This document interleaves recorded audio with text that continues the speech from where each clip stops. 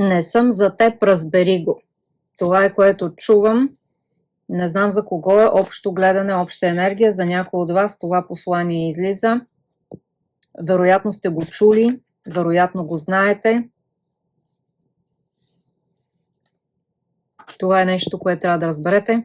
Човека ви казва: не съм за теб, разбери го и продължи напред без мен. Добре дошли на канала ми за гледане на карти Таро, интуитивно Таро. Това гледане е за някой, който е на кръстопът, някой, който трябва да вземе решение, някой, който трябва да поеме юздите в свои собствени ръце и да реши на къде върви живота ви. Не може да оставите, приемете го така, вижте го така. Все едно живота ви е една коляска, която ако няма коне да я дърпат, просто ще стои на едно място.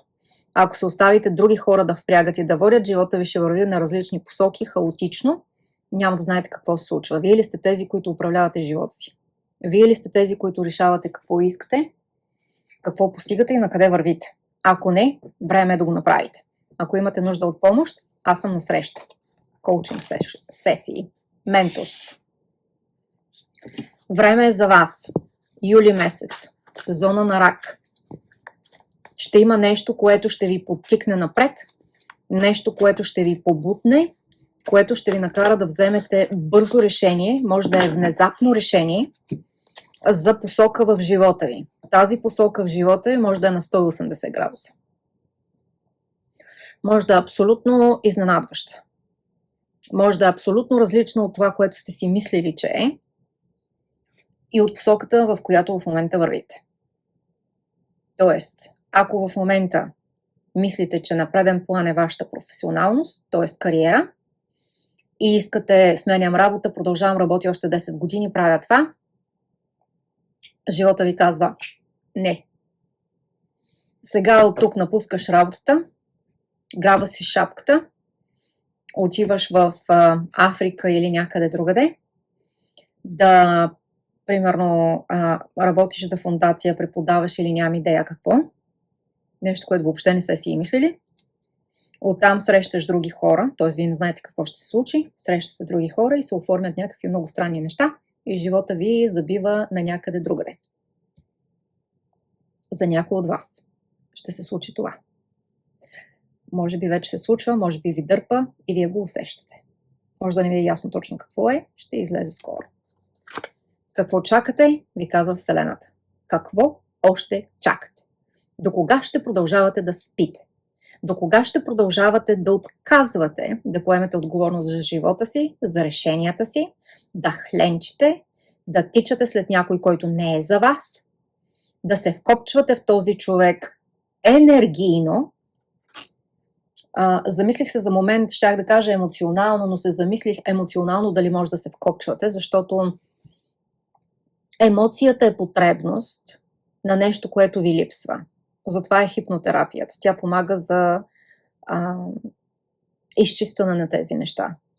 За изчистване на тези потребности, зависимости, които ви пречат. Енергийно, ви дори да си мислите: да, с този човек съм го пуснала, или съм го пуснал, или съм я пуснал, но продължавате да мислите, не сте ги пуснали енергийно. Още сте свързани. Което означава, че това продължава да пречи в живота ви, продължава да спира това, което има да идва, новите възможности и новите хора. Трябва да го разберете. Вие физически може да не сте заедно, да сте разделени, да сте на отделни места, може да не си пишете, може да не се чувате, но самия факт, че мислите за този човек, мъж или жена, няма значение. Самия факт, че казвате: да, имам чувства, да, ако той ми пише или ако тя ми пише, ще се види, може да се видим, ако те... Вие не сте приключили енергийно. Те може и да са. Нищо не усещам от тяхна страна. Общо е. Може би вие сте тези, които задържат нещо. Все още. Спомени. Спомени, приятни моменти, удоволствие, чувства. Как ви е карал този човек да се чувствате? Между другото, ако сте с някой, който ви кара да се чувствате некомфортно, ако не харесвате версията на себе си, такива каквито сте с този човек, мъж или жена, няма значение. Това не е човека за вас. Казвам ви го. Вие търсите човек, който ви кара да се чувствате добре, който ви кара да се чувствате сигурни, спокойни и щастливи. Ако харесвате себе си, когато сте с този човек, това е човека за вас. Ако не харесвате себе си с човека, това не е човека за вас. Ако изпитвате раздразнение, ако изпитвате ревност, и това се повтаря, нали, постоянно, ако изпитвате страх, ако изпитвате страх, може би, че този човек ще ви изостави, че ще се отдръпне, каквото и да е, това не е човека за вас. Но това показва, че има неща, върху които трябва да работите върху себе си и аз съм тук да ви помогна точно за това.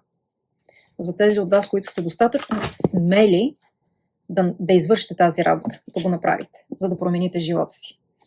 Време е да посрещнете това, което ви пречи, това, което мъкнете в себе си, като страх, най-вече като страх. Може би, не мисля, че може да е нещо като омраза, но по-скоро го усещам като страх. Като нещо, което се страхувате да пуснете. Може да не го изпитвате като страх, но е страх. Така че е време да пуснете този страх. Време е да се изправите срещу това, от което се страхувате. Време е да се оставите на тази емоция, така да се потопите в нея. Все едно се къпете, нали? Представете си един басейн, все едно се гмуркате, тази емоция, това от което ви е страх, все едно се гмуркате в него, то ви обгражда и казвате, добре. Хайде сега, ние сме едно. Хайде да видим сега, защо аз изпитвам това, от какво всъщност ме е страх. Какво ще се случи, ако най-големия ми страх се изпълни? Тогава какво? И какво от това? И ще видите изхода. Ще видите светлинката в тунела, както се казва. Защото е време да разчупите старите модели на мислене. Много интересни гледания се оформят. Не знам какво ни е подготвил месец юни. Надявам се да оставяте коментари какво се случва при вас. Писмо за някой от вас. Така го чух. Не знам. Някой от вас ще получите писмо. Буквално физическо писмо. За някой от вас. Замислих се, защото тук в Англия, освен сметки и някой да изпрати физическо писмо, не се случва, но в България сигурно се случва.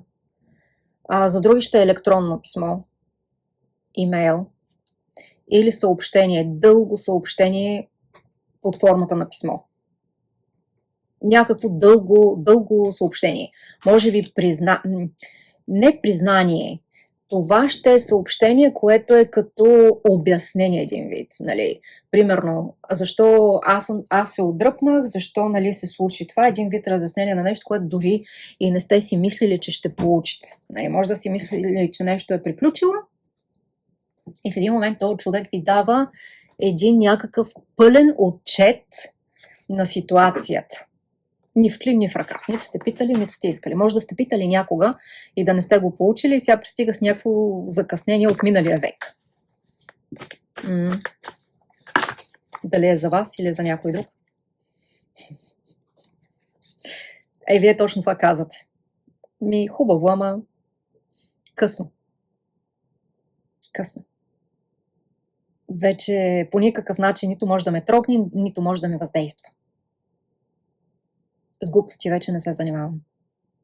Искам действия, не думи. Не вярвам на думи. Нали? Аз съм на този принцип. Думи всеки може да приказва. Вятър и мъгла. Действия. Покажи го с действия.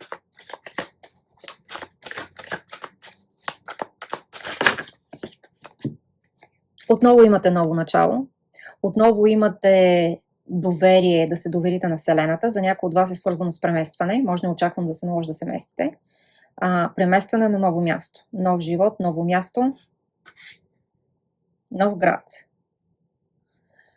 Ако някой мисли да ходи в Америка, някакъв град като в Америка ми излиза, не знам. Някакво такова място. Където не случайно отивате, защото ще срещнете с родната си душа, въпреки че може да се чувствате първоначално самотни и да имате много съмнения, но това ново, което ви води, тази нишка, която се случва, пак казвам, тази смяна на посоката, която се случва в живота ви, е защото вие ще срещнете с родната си душа. За тези от вас, които не обичате да пътувате, които сте се загнездили, все едно сте пуснали корени там, където сте, ами не знам тази ваша сродна душа как трябва да се появи, някой да ви я пусне през покрива, така на къщата, нали? Кой имаше Майкъл Джексън, имаше такъв клип. През покрива, нали, една дупка и някак да ви го пуснат в къщата. Няма как да стане. За някаква част от вас може и да стане, да се появи като някакъв гост с някой или каквото и да е. Но трябва да излизате. Трябва да пътувате. Трябва да пътувате. Ако ще от един град до друг град, да обиколите. В България, примерно, живеете, били ли сте навсякъде? Отидете и разгледайте. Размърдайте се малко, за да дадете шанс на нещо да се случи. Защото има много какво да се случва. Може да се присъедините, това е най-добрият начин, според мен, да станете част от някаква група, от някакво общество и нали, има такива фестивали, събирания, да ходите, има някъде си фестивал, отивате там, има някъде си събиране, отивате там, намирате някаква група, някакво хоби, което е общо. Ако нямате хоби, намерете си, сега е момента, започнете да правите нещо, което да ви даде шанс, възможност да срещате хора.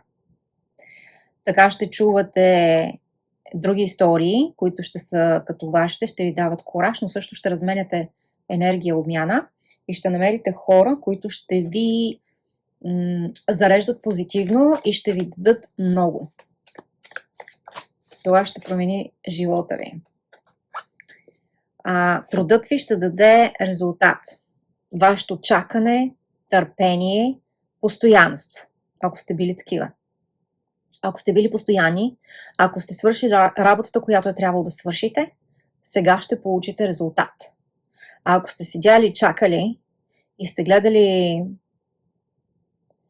само сериали, няма как да се случи. Време е да се размърдате.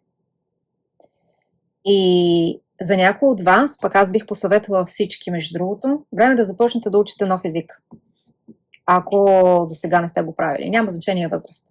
Няма значение колко ви е сложно или не ви е сложно. Време е да започнете да учите нов език. Малко по малко. 5 думи на ден. Започнете да учите нещо.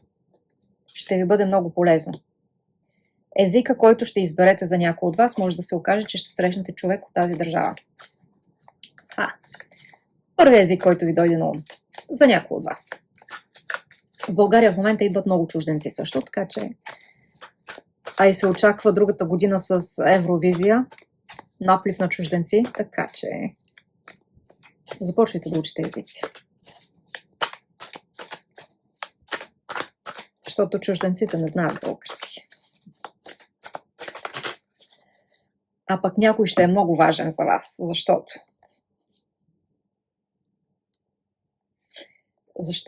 ще ви е трудно да вземете решение, казах ви, но ще срещнете с родната си душа. Това, което в момента се случва, тези гледания, които в момента се случват, които излизат, ви водят натам. Ще срещнете с родната си душа. За някой това е послание, разберете го.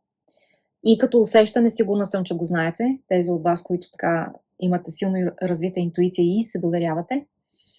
За тези, които нямате, сега общо гледане, така че не мога да кажа за всички, но определено ще срещнете с родна душа. Мисля, че тази година всеки ще има възможността да срещне с родна душа. Когато казвам с родна душа, това не означава, че задължително е нещо романтично и ще приключи, нали, ще се развие в романтична връзка. Не. С родна душа може да е някой, с който да станете много добри приятели. С някой, който да си пишете, да пътувате, да се виждате.